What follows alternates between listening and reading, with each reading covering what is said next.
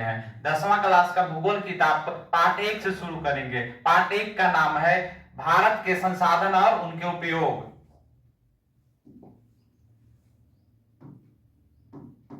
भारत के संसाधन एवं उपयोग भारत के संसाधन एवं उपयोग। अब हम लोग संसाधन को अच्छी तरह से विस्तृत वर्णन करके पढ़ेंगे, उसको परिभाषित करेंगे। संसाधन कहते किसको हैं?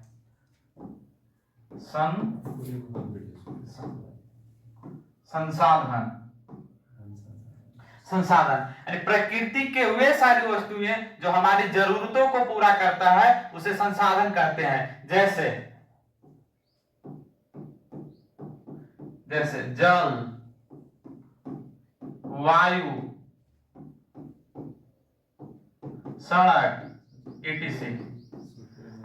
इसी तरह से संसाधन को कई भागों में बांटा गया है। संसाधन को मुख्यतः 2 भागों में बांटा गया है। पहला है प्राकृतिक संसाधन, दूसरा है कृत्रिम संसाधन।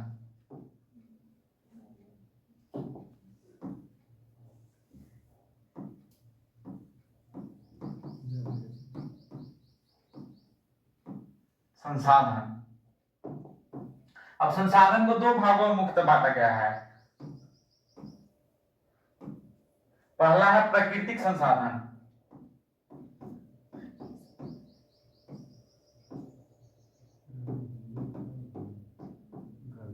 प्राकृतिक संसाधन और दूसरा है कृत्रिम संसाधन।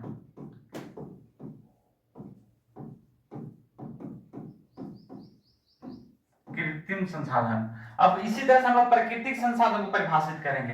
प्राकृतिक संसाधन कहते किसको है? पृथ्वी पर वे सारी वस्तुएं जो हम लोग के सीधा प्राप्त होता है और जिसको हम लोग उपयोग करते हैं उसे प्राकृतिक संसाधन कहते हैं। जैसे जल,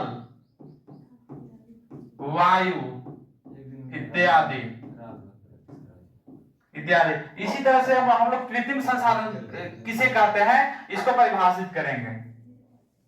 यानी कृत्रिम संसाधन पृथ्वी पर की वे सारी वस्तुएं जिसका उपयोग हम लोग अपने अनुसार उसको बदल कर करते हैं, उसी को कृत्रिम संसाधन कहते हैं। जैसे कलम, सोना, चांदी, etc। इसी तरह से हम लोग संसाधन को उत्पत्ति के आधार पर संसाधन पढ़ेंगे। कितने प्रकार के होते हैं?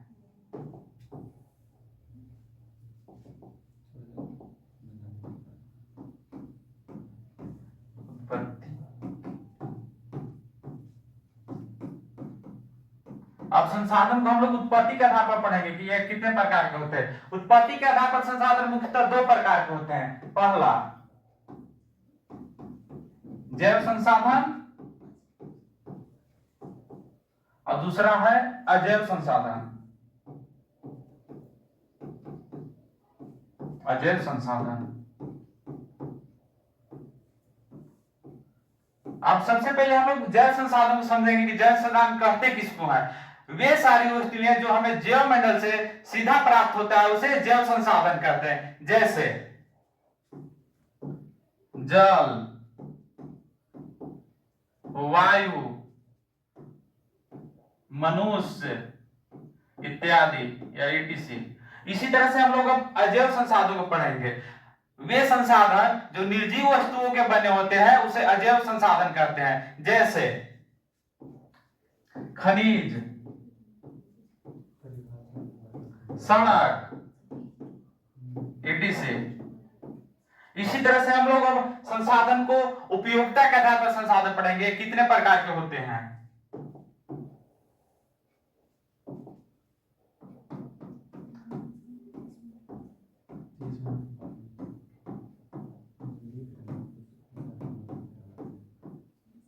अब वो उपयोगिता के आधार पर संसाधन पढ़ेंगे। ये कितने प्रकार के होते हैं? उपयोगिता के आधार पर संसाधन मुख्यतः 2 प्रकार के होते हैं। पहला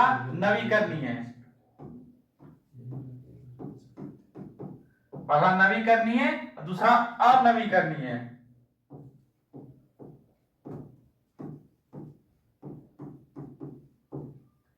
और नवीकरणीय है। अब